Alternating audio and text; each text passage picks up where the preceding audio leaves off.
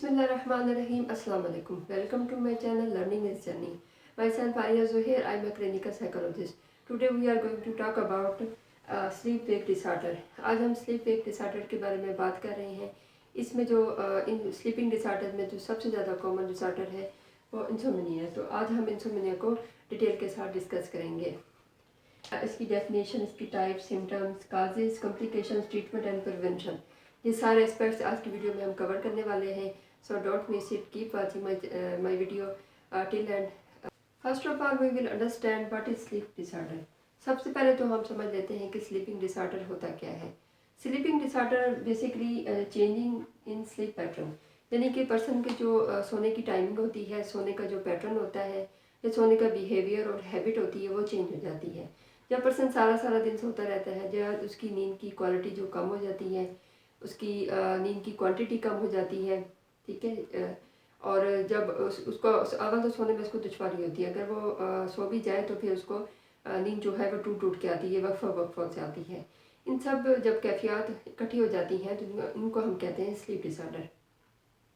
Sleeping disorder के नतीजे में पर्सन को बहुत से इमोशनल, फिजिकल और साइकोलॉजिकल प्रॉब्लम्स का भी सामना करना पड़ता है। फॉर एग्जांपल, जब पर्सन सो के उठता है तो उसको थकान महसूस होती है, वो खुद को फ्रेश फील नहीं करता, उसको उसकी तबीयत में चिड़चिड़ापन आ जाता है, एग्रेसिवनेस आ जाती है, और इसके अलावा पर्सन जो है वो डेली फंक्शनिंग उसकी मुतासिर होती है और वो डिप्रेस रहने लगता है। According to National Sleep Foundation, उन्होंने एक क्राइटेरिया बनाया हुआ है कि किस एज के पर्सन को कितनी स्लीप जो है, कितने घंटे की स्लीप लेनी चाहिए। 4 से 11 माह के बच्चे को 12 से 15 घंटे सोना चाहिए। 1 से 2 साल के बच्चे को 11 से 14 घंटे सोना चाहिए। 3 से 5 साल के बच्चे को 10 से 13 घंटे नींद लेनी चाहिए। 6 से 13 साल के पर्सन को 9 से 11 घंटे जो है वो सोना चाहिए। 14 से 17 साल के पर्सन को 8 से 10 घंटे सोना चाहिए। 18 से 25 साल की एज के लोगों को 7 से 9 घंटे सोना चाहिए। 6 से 64 की एज के जो पर्सन होते हैं उनको 7 से 9 घंटे सोना चाहिए। और 65 प्लस जब हो जाते हैं पर्सन तो उनकी नींद जो है वो ऑटोमेटिकली कम हो जाती है, उनको 7 से 8 आवर्स जो है वो लाजमी सोना चाहिए। सबसे पहले हम बात कर लेते हैं डेफिनेशन की। इंसोम्निया में पर्सन को सोने में दुश्वारी का सामना होता है, यानी कि जब वो बेड पे चला जाता है तो उसको नींद शुरू करने में बहुत प्रॉब्लम होती है। उसको 30 से 40 मिनट लगते हैं नींद उसकी स्टार्ट होने में।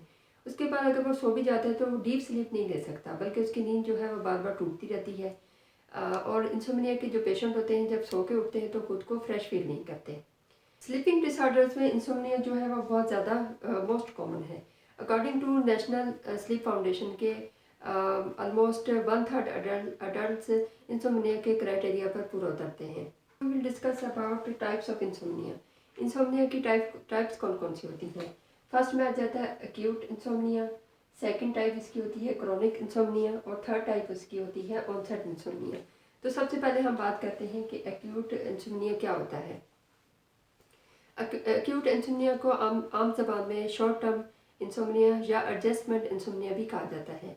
ये आमतौर पर तब होता है जब कोई पर्सन जो है किसी स्ट्रेसफुल सिचुएशन में हो, किसी की डेथ हो गई हो या न्यू जॉब स्टार्ट करनी हो, यानी नेक्स्ट मॉर्निंग से उसे न्यू जॉब स्टार्ट करनी हो, या टेम्परेरी उसकी सोने की जगह जो है बेड उसका चेंज हो जाए, या फिर सराउंडिंग में नॉइज़ हो, लाइट का इशू हो, या कोई फिज़िकल पेन वगैरह हो, तो तब एक्यूट इंसोम्निया जो है वो हो जाता है।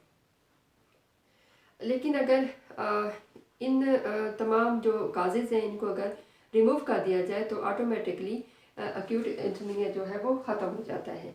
और एक्यूट इंसोम्निया का जो ड्यूरेशन होता है वो 3 मंथ्स, लेस देन 3 मंथ्स होता है।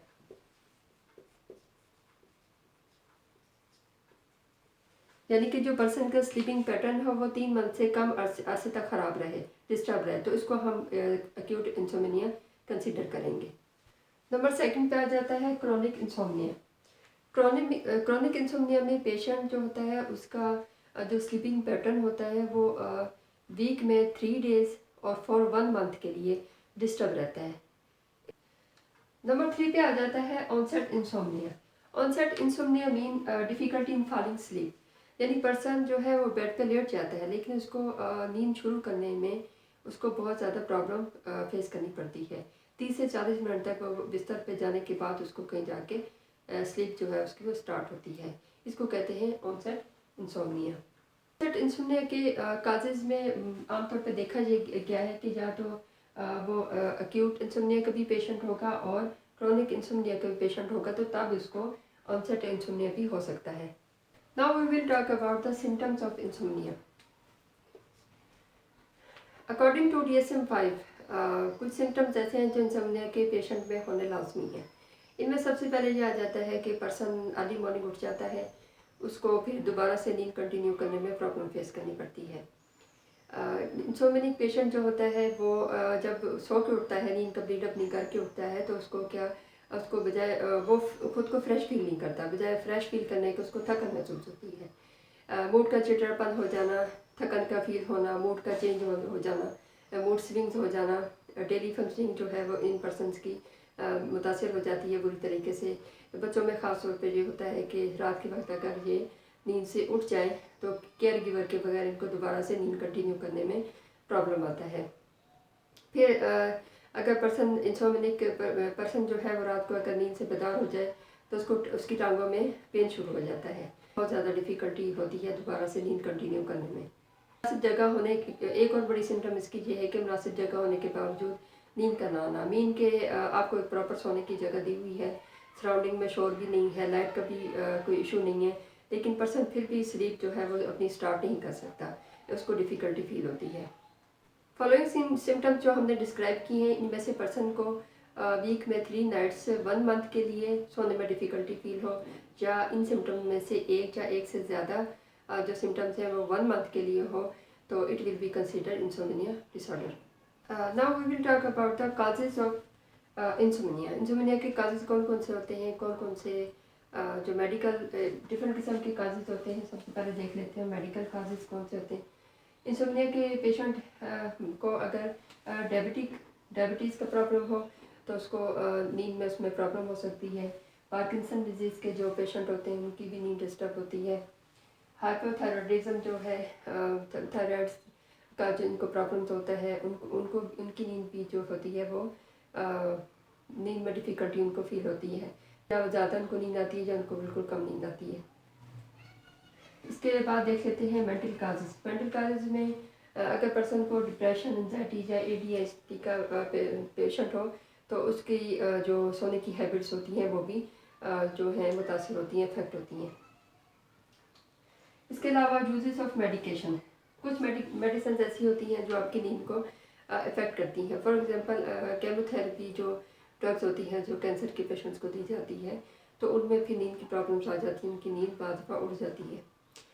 एंटी डिप्रेसेंट समटाइम लेने की वजह से भी नींद जो है वो मुतासर होती है, इफेक्ट होती है। बीटा ब्लॉकर्स मेडिसिन होती हैं, उनकी वजह से भी ये पर्सन को इंसोम्निया का सामना करना पड़ता है। इंसोम्निया की सबसे बड़ी वजह जो आजकल हम देखते हैं वो हमारा लाइफस्टाइल है। हमारा लाइफस्टाइल जो है वो बिल्कुल ही चेंज हो चुका है, जिसकी वजह से पेशेंट जो है इंसोम्निया के वो बढ़ रहे हैं।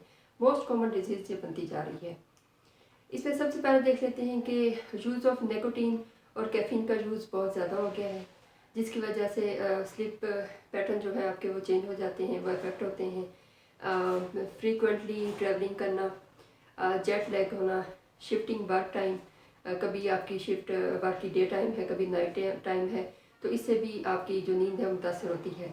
इसके अलावा दिन के वक्त सो लेना, नैपिंग जिसको कहते हैं, अगर दिन के वक्त सो लेना तो फिर रात को डिफ़िकल्टी होती है नींद स्टार्ट करने में। Now we will talk about the complications of insomnia. Insomnia के पेशेंट में कौन कौन सी कॉम्प्लिकेशंस जो हैं वो पाई जाती हैं। इसमें सबसे पहले आ जाता है एंजाइटी बढ़ सकती है इंसोम्निया के पेशेंट में, डिप्रेशन उनमें पाया जाता है, अस्थमा अटैक उनको हो सकते हैं, उनका इम्यून सिस्टम वीक हो जाता है, ओबेसिटी हो जाती है उनमें। ज़ाहिर कि जब उनके सोने का प्रॉपर पैटर्न नहीं होगा, खाना खा के सो जाना, लेट जाना, तो ओबेसिटी हो जाती है। हार्ट डिजीज़ का प्रॉब्लम हो सकता है उनमें, और हाई ब्लड प्रेशर का भी प्रॉब्लम हो सकता है।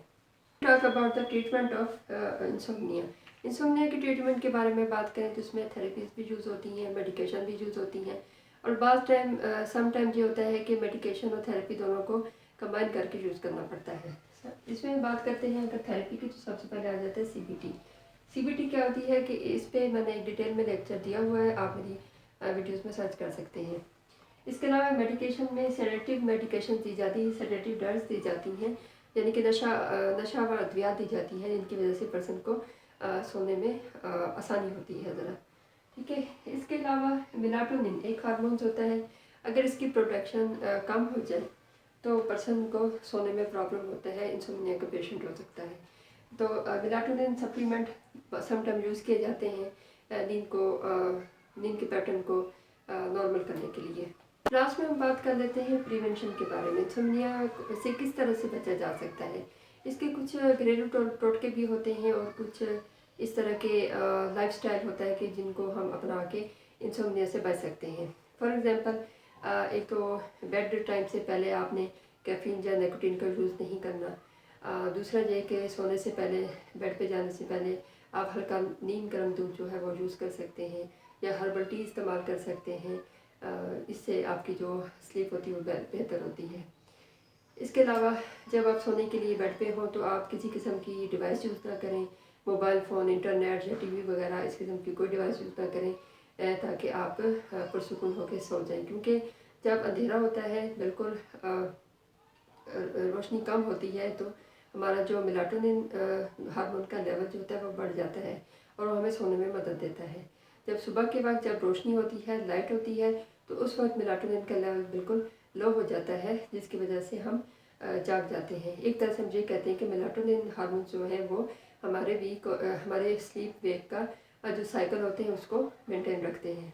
अब आज का लेक्चर आपको पसंद आया होगा। अगर आपको मेरी वीडियोस पसंद आ रही हैं तो लाइक करना और शेयर करना मत भूलिए, और मेरा चैनल जो है वो सब्सक्राइब कर दें ताकि मेरी हर आने वाली न्यू वीडियो, इन्फॉर्मेटिव वीडियो आप तक सबसे पहले पहुंच सके।